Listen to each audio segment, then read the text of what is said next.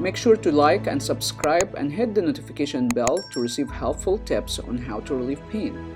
If you have any questions, put it in the comment section down below. Hello everyone, welcome. This is Dr. Jacobs. In this video, I'm gonna go over how to stop heel pain.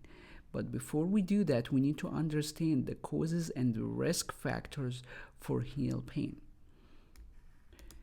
So one of the main causes or risk factors are bad shoes. So if you're wearing high heel, that would actually a risk factor to have heel pain. So I usually don't recommend high heels to my patient. If you have to wear it, I will wear it for a very short time. And if you want to wear a shoes with a heel, 1 inch, inch and a half is good enough. More than that, it's gonna actually cause issue with the heel and actually your calf muscle, which in relation, it has a very strong relationship to the heel pain. Because when you look at this image here, you have your calf muscle attached here all the way to the knee, from the knee to the Achilles tendon and attached to the heel. So if you have any tightness, and that's very typical with wearing high heels, that the high heel will cause overactivity of the calf muscle and a lot of strain to the calf muscle. And you actually, when you start to palpate, you will notice you will have knots there. That's a scar tissue. And that will pull on the Achilles tendon and could cause heel pain. So bad shoes is one of the big risk factors. The other thing is improper or abnormal gait pattern, the way you walk. So I'm gonna have videos on that, on the shoes in details and gait, how to walk properly, what kind of like gait pattern that you should work on to really correct your proper body mechanics. Achilles tendonitis and usually happen from bad shoes or abnormal gait, or actually you have bad anatomy. So, and that's basically inflammation in the tendon here, that the Achilles tendons, and when you start to have that, you're gonna have a scar tissue, and that's gonna pull on your calcaneus bone here, this one, and cause heel pain. The other thing is plantar fasciitis. I have a video specifically on plantar fasciitis, and I have a video on Achilles tendonitis. Make sure you check it out in the YouTube channel. So the plantar fasciitis, this is a plantar fascia here, and that's the band of the fascia here. And usually when you strain it, you start to have inflammation in the plantar part and a lot of scar tissue, and that could cause heel pain. Excessive pronation, which means your feet is going inward. So instead of you have a good arch like this in your feet is going inward and your arch is collapsing. That's a risk factor. I personally had it, and I was able to correct it with specific exercises, and I will have those exercises in the future video, how to correct your arch, your plantar. You can, most of the people can correct it at home, actually, with doing very simple exercise. I will go over that in a future video. The other risk factor or cause is heel spur. Heel spur, that could happen from plantar fasciitis, Achilles tendonitis, or pronated foot, and usually have it around this area, and that's basically excessive scarring that calcified in that area, that you start to have a buildup of bone spur or heel spur. And sometimes people get bone spur in this area also and cause more pain, that usually combined with the Achilles tendonitis in this area. So another risk factor is rheumatoid arthritis. That's so inflammation in the joint. That could be a risk factor for heel pain. Gout, peripheral neuropathy, if you are a diabetic patient and you have decreased blood flow and nerve conductivity in the feet, you might have heel pain too. So how to address heel pain? Well, to answer this question, we really need to understand the normal healing cycle and work on the healing cycle to really address the root cause of the problem. So I'm gonna use external paper cut for visualization, but the same process happened internally in the heel, but you don't see it because the skin covered it. So the first stage of healing is swelling, redness, inflammation. The blood starts to rush to that area, as you see in this image. And you can see it here, inflammation after the strain, or inflammation here and after the strain, and you can see it here. The second stage of healing is a proliferation stage. That's where your body starts to build the scar tissue. During that stage, there's actually a cascade of events: scar tissue, fascial restrictions, muscle spasm, and trigger points. And you can see it here in the image. And when you have that tear, your body has to build a scar tissue. Think about it this way: scar tissue is like the glue that keep the tissue higher together. So if you have a tear and you don't have that glue, that tear is permanent. We need the scar tissue. The problem is when you have too much scar tissue after you strain your plantar fascia here, or having any injury to your foot or Achilles tendonitis or inflammation or scar tissue here. If you have too much scar tissue, that's in the way of everything. And those tissue and those fascia should be flexible, moving like a rubber band. When you have a scar tissue, it's like you have a knot in a rubber band, and those tissue will lose elasticity and will cause heel pain because the compensation is pulling on your heel. So perfect scenario, actually during the maturation stage, your body should get rid of the scar tissue, the fascial restriction, the muscle spasm, the inflammation. It clears up. That could take days, weeks, months, or years. As we get older, this process speed decreases significantly. And in a patient with a chronic condition, they're usually going back and forth between inflammation and proliferation. I want to show you a good image here for normal muscle, the tissue, how it's look like before injury and after injury. So muscle should look like nice and smooth like this. When you have a strain, you start to have micro tear, and you can see it in this image. When your body builds a scar tissue, which we need, we have to have a scar tissue. That's part of our survival. The problem is too much of scar tissue. The scar tissue will randomly actually be building up like this. The problem is in the heel area, you don't have enough room for scar tissue to build up. So a couple of millimeters, just a small tiny net scar tissue could cause an issue. It will feel like you are standing on a rock or sharp surfaces or knife or something like that. That's just pushing on the tissue underneath it. So how to treat heel pain? I'm gonna go over some of the treatment that's very commonly used but not effective based on studies, so you don't have to waste your time on it. So a lot of therapists use ice or heat, and when we look at the healing cycle, ice is temporarily decreasing the inflammation, but it's not gonna do much to the proliferation stage. So it's not really addressing the root cause of the problem. The other thing is electric stimulation. Based on the study, it provides temporary pain relief. So when we look at the healing cycle here, it's not going to do anything to inflammation or proliferation, so it's masking the symptoms. The other thing that's commonly used is massage and foam roller. And the problem is if you have inflammation or open wound like this and you rub it with the foam roller or massage, that's gonna make it inflamed more. The other issue is, based on the study, massage and foam roller does not provide any long-term pain relief. Might feel temporary pain relief, but there's no long-term result. And when I go over the fascia system, it will make a lot of sense why these not effective. The other thing that's very common, even when you search on YouTube, is stretching for your calf, for your Achilles, for whatever. Stretches actually cause more inflammation based on the study. So if you have a micro tear and you stretch it, you might tear it more. And I personally do not recommend it to my patient, and I have a video why you should not stretch in my YouTube channel.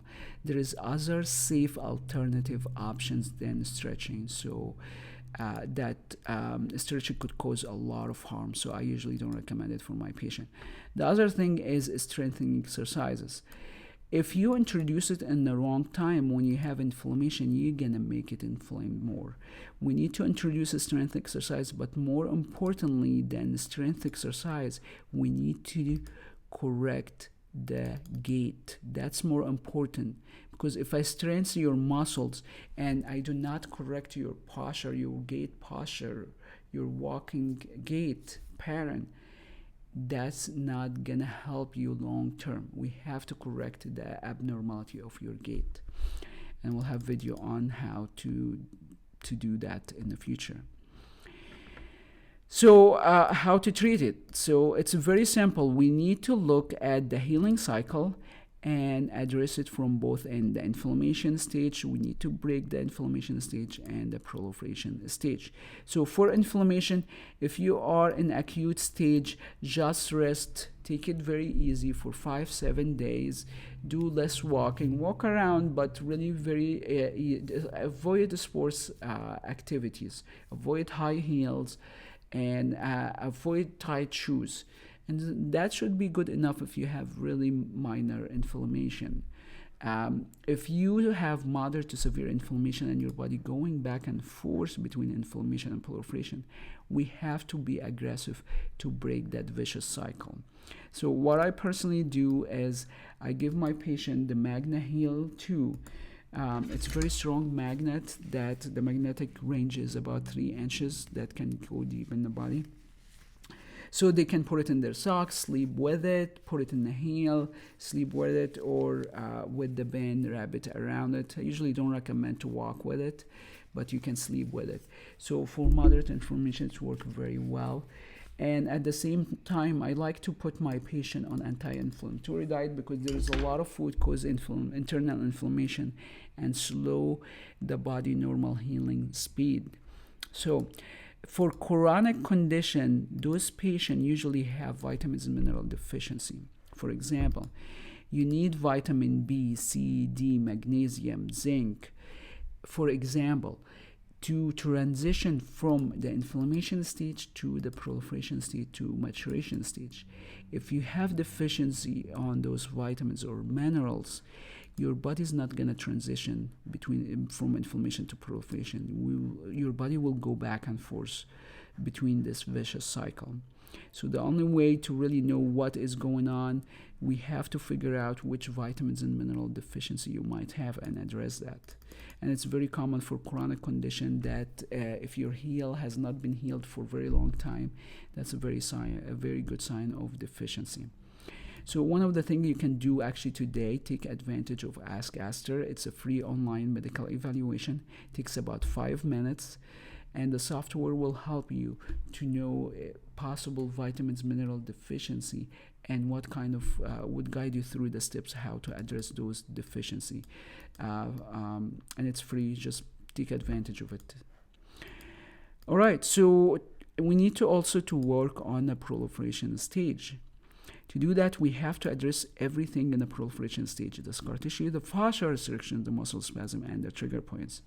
So what I personally do is I use the A3 to break the scar tissue, and I use the A5 to release trigger point, release deep scar tissue, and release fascia restriction. As we said here, you will always have a scar tissue after any strain. You need that. We have to break it manually. And that's one of the things that I said, it's why massage and foam roller are not effective, because massage is very superficial. It's not gonna go deep, or foam roller very superficial, it's not gonna go deep.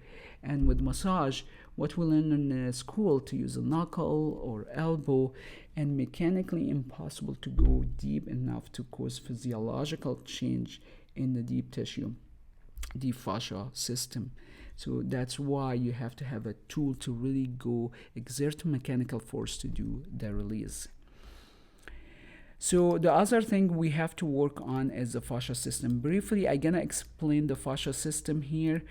And it's a very complex system, and it's overlooked by a lot of healthcare providers, and that's one of the main reasons for having chronic heel pain. Because when you look here, you have the fascia, the plantar fascia here. We have to release that, and if you don't have the tool or understanding how to release the fascia layer, massage is not going to do it, foam roller is not going to do it. Okay, so the fascia system. The superficial layer, it's like a wrap surrounding the entire body. It's like a Spider-Man suit wrapping everything. You can see it here in this image. The white tissue here, that's the fascia layer. You can see it here. To make things complicated and complex, but don't worry, the treatment is very simple. The fascia system is divided to two main categories: superficial layer and deep layers. And the deep layers is actually divided to 4 subcategories. The apparatic fascia, it traps a group of muscles. And then we have the epimysin, the wrapping each individual muscle. And then we have the premiysin wrapping a group of muscle fibers here, bundle of fibers. And then we have the endomysin wrapping each individual fiber. So as you see, it's a very complex system. There's fascia everywhere. You cannot pick and choose which layer to release and avoid the other layers, because when you have adhesion, when you have tightness, when you have a scar tissue, it's kind of gluing all those layers together. When you palpate and feel like a thick knot, it's going through all these layers and just stick them together. To make things more complicated, but don't worry, the treatment is very simple. Each of those layers has 2 to 3 subcategories. So the apparatic fascia layer have 2 to 3 layers on the top of each other. The epimysin, the same thing. The premiysin, the endomysin. So we need to release each of those layers, and that's why I said massage and foam roller impossible to really go deep to release those layers. And if you cannot exert mechanical force on the fascia layer, you will not be able to release it. You have to exert mechanical force. So what I use to release the fascia, I use the A1. And the A1, I use it to release the superficial and apparatic fascia. And then I use the A5 to release the epimysin, premiysin, and endomysin. And this tool can go deep 2 to 3 inches. So especially when you start to work on the calf and you will feel knots in the calf, this can go very deep, because when you have calf tightness, that's gonna pull on your heel and you start to have heel pain. We have to release the calf. So to sum it up, what you should do to treat your pain, your heel pain. Well, first we need to have a good shoe. So I will avoid high heel, I will avoid tight shoes, and I will have in the future video talking about proper shoes in detail. The other thing we have to do is proper gait pattern. So you can start to walk on heel toe walking, and in the future I'm going to go in depth how to really walk properly to correct your gait posture and body mechanic. We need to correct pronated feet if you have that, and I will have a video on how to correct it. Most of patients can do that at home. And if you are in chronic condition, you really need to break this vicious cycle from both ends, the inflammation and proliferation. Working on decreasing the inflammation and breaking the scar tissue, fascia restriction, trigger point, and muscle spasm. So if you have any question, leave it in the comment section below, and I will answer it in a future video. And we'll see you soon in the next video. Make sure to like and subscribe and hit the notification bell to receive helpful tips on how to relieve pain. If you have any questions, put it in the comment section down below or go to asterinstitute.com.